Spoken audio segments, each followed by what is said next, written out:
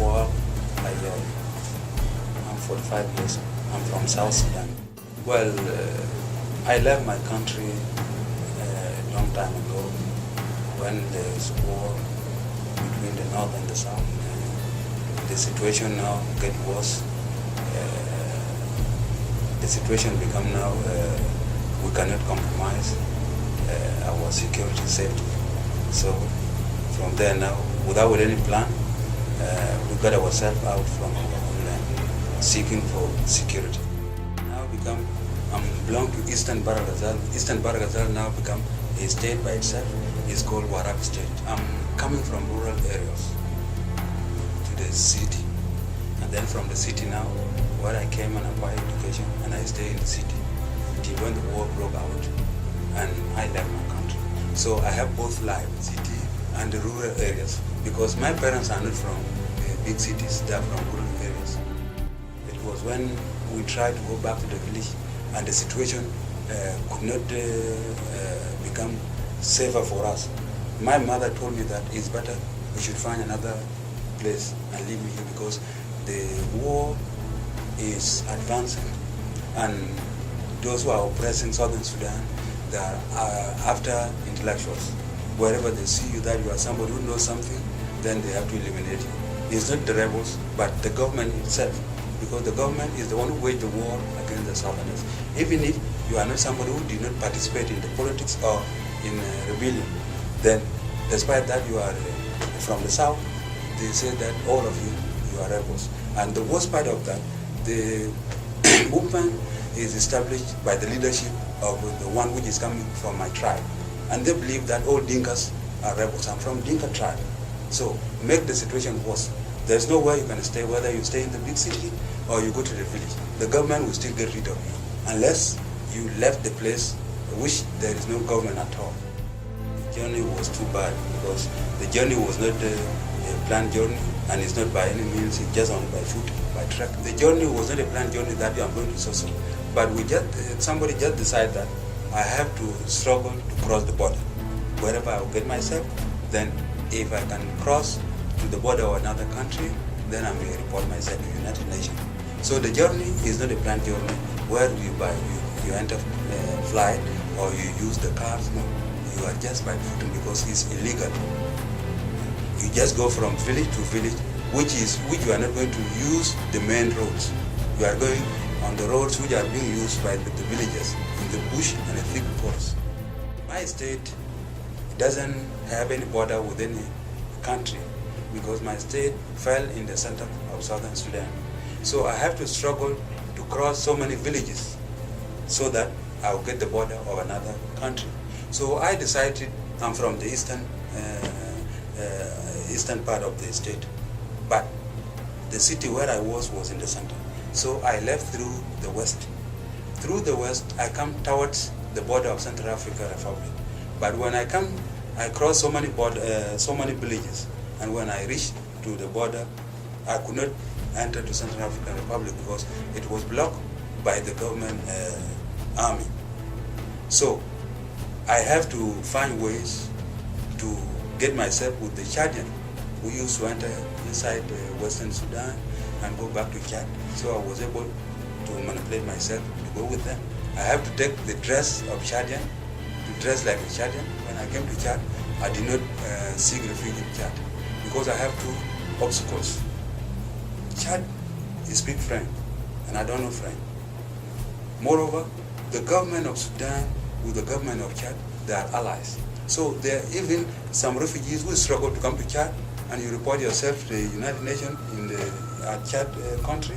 The UN also will betray you to hand you over to the embassy of Sudan, and then you will be deported back, whereby your life will not be sure whether you reach Sudan alive or they will eliminate you. The one they want to eliminate, they will eliminate you, because nobody will know. But the one they don't want, they are not targeting him, they may deport him back to Sudan. That's the reason I could not seek refuge in Chad. I continue to Nigeria. I crossed the border from Chad to Nigeria through the boat. There was a river between Chad and Nigeria, whereby some traders used to cross by boat. That's what I entered. and I cross to Nigeria, and I seek refuge in Nigeria. I stay in refugee camp for almost 10 years.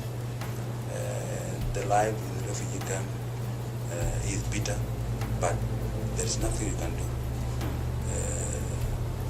It is a challenge to the life of human being, because you don't, what you got yourself, maybe in your experience of life in your homeland, you have never experienced, but there is nothing you can do. You have to take it as it is. So I have been in Nigeria refugee camp. The bitterness which I tested over there,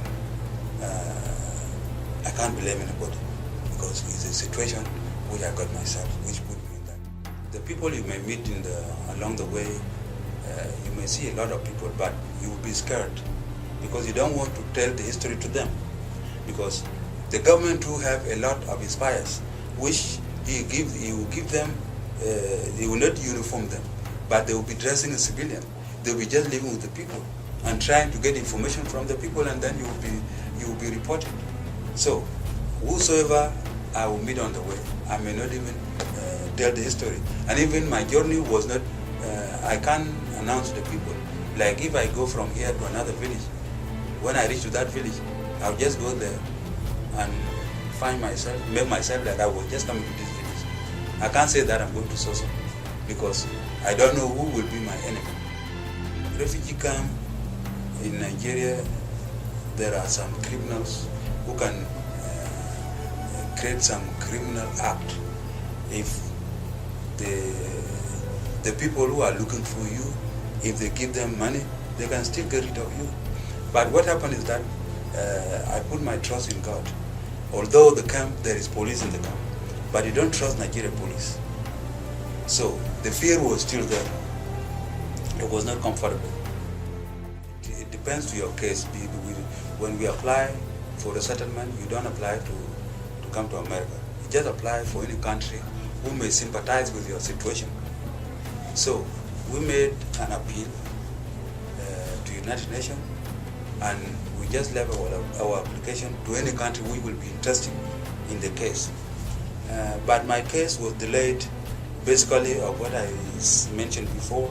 There was an officer who was working in the United Nations, a local staff who was connected with the embassy of Sudan, who was given money to be suppressing the cases of Sudanese.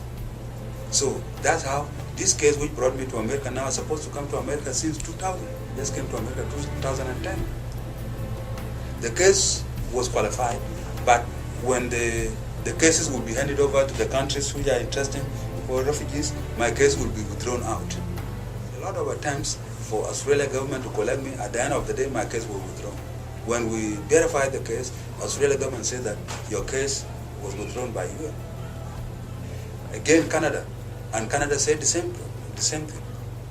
Just recently, when the new representative who just came, and he got this case, is a qualified case, and it has been old, and he has seen there's a lot of attempts and always been withdrawn. He himself is the one who took my case and submitted to United States. That's how I got myself here. So I feel that if I come to the United States, I will be really safer than wherever I was. And I feel that as I'm now in America, I feel that I'm safe. And since I came, I'm very impressed. That is, in my life, is a chance that I could not get in my life, but God made it for me. So really, I'm very grateful for the government of America to collect my case, to bring me to their country, where I'm now feeling like I'm in my home country. Well, I have never even heard of Tennessee. When my time came to travel and I was given by IOM, first of all, I was told that we are going to Chattanooga. The word of Chattanooga I had never heard in my life. So I was thinking, in America, what is called Chattanooga? I don't know. Again, the city of Chattanooga, and then Tennessee. But when I came, really, the people are friendly. I have a lot of friends. I'm living among the church community. So it's really great for me to be here.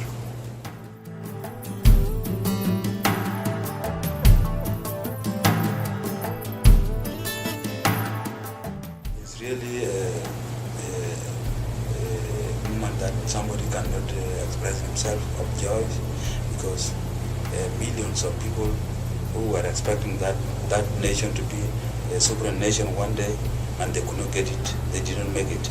They die before they see that. But for me, I feel the happiest human being. As our forefathers, even my fathers died before they see that independence. But I have seen it with my eyes.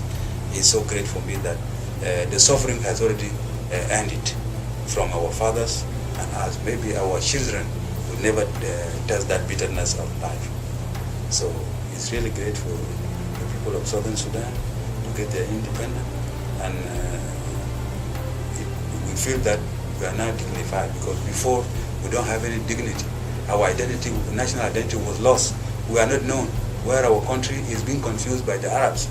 The country in the heart of Africa will be called an Arab country, whereby it's not. And the people are to be called that the nation of Sudan are Arab people. I'm not an Arab, I'm an African. So my national identity was lost, but now we have regained back our national identity as an African. So really it was an exciting moment for us, as for myself as an individual, and for the entire Southern Sudanese, wherever they are. The message I will say that I just congratulate them and tell them that what God has made it for us, we should not abuse it. We have to make things proper for everybody. We need to rebuild our country by ourselves. Those who are in the country there, it's not because that we left that country and we forget about it. But we are hoping that if God help us wherever we are, and we do for better future, we can still come back to that home and make our contribution. So, but those who are back home now, I can tell them that whatsoever they will do, we will be grateful for them to make a foundation for a new country for all of us.